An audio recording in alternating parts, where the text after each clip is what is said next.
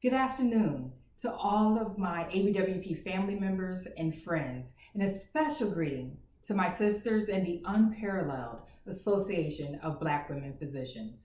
It is a privilege and an honor to step into the shoes of the brilliant Black women who have gone before me. Let us pay homage to the founders who in 1982 established a safe space to gather and uplift each other in service. My journey towards healing began at birth. I was born in Buffalo, New York, to a teenage mother from a broken home. She and my father married young, but eventually divorced when I was 5 years old. With an 8th grade education, my mother worked hard all of her life in grocery stores and as a housekeeper. Together, we cared for my special needs brother, living without health insurance and public housing projects. We received food stamps and government rations of cheese and powdered milk. I became an emancipated minor at age 16 and worked full-time after school to help pay rent. My research at a local college was the key to getting me out of the cycle of poverty, and I eventually attended Cornell University on a full scholarship before going to medical school. Now, at this point, I could tie my story in a nice bow and say, ta-da, I've arrived, but that wouldn't be the full story.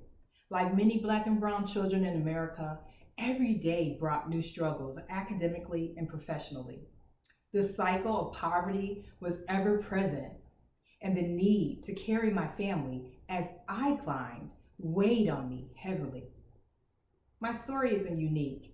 Many of my sister docs in ABWP have experienced the need to be all things to all people. This was and is the norm for the 2% in our special collective of Black women physicians. God's grace and purpose for my life doesn't end with me. I painted the picture of my life to illustrate where I'm about to take this community of powerful Black women doctors with your support. You see, my family suffered from medical conditions that stemmed from the context within which our health evolved, a highly segregated town with systems in place to subjugate Black people. Buffalo has a special place in my heart as my first home, and I even returned there for medical school. But food deserts, concrete jungles, and nearby highways in this former steel mill territory made it the perfect setup for poor health, including cancers and lung diseases. This context led to my mother developing dementia and colon cancer at age 52. And recurrent cancer resulted in her ultimate demise.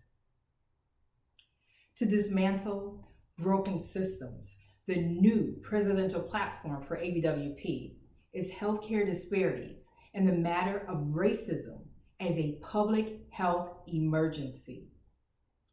The coronavirus pandemic has shined a bright light on the systems that fuel racial inequities in healthcare. Under my administration, ABWP's community education and advocacy work will strive to address the impacts of COVID-19 and common chronic conditions on African Americans. I picked up the baton from my predecessor, President Sylvia Gates Carlisle, to continue our work in the area of maternal mortality in partnership with AIM and First 5 LA, because Black women are still dying to have children. I wish to draw our attention to another issue plaguing the Black community as well, Alzheimer's dementia. The CDC warns that Black and brown Americans will see the greatest increases in Alzheimer's disease and related dementias between 2015 and 2060. Women are already twice as likely to be affected by the disease, so Black women are particularly vulnerable. Our efforts will challenge these statistics. We are honored to partner with the Alzheimer's Association, Alzheimer's Los Angeles, and Maria Shriver's Women's Alzheimer's Movement in the fight against this silent epidemic in the Black community. For the association's members, we will continue to invest in future Black women physicians through the Sister to Sister mentoring program. We will expand our reach by partnering with schools and HBCUs in particular to set up young professionals for successful medical careers.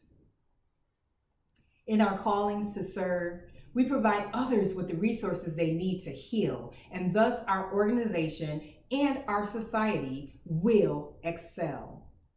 Serve, heal, excel. She leads with passion and purpose. The acronym SHE will be the theme of this year's gala and charity benefit. Together, we will serve each other, lifting as we climb. To heal communities and achieve health equity will require commitment from every woman connected to this great organization and the mobilization of your best resources. The work ABWP will do in this season will be intentional. To excel means we will not only do the work, but we will be excellent in our delivery. I don't ever claim to know it all. I need you. We are in the midst of a pandemic and racial unrest. Our people are dying daily. Our hearts must be moved on one accord so that we may make the time to take on a crisis that is bigger than ourselves. This is legacy work. This is generational health building.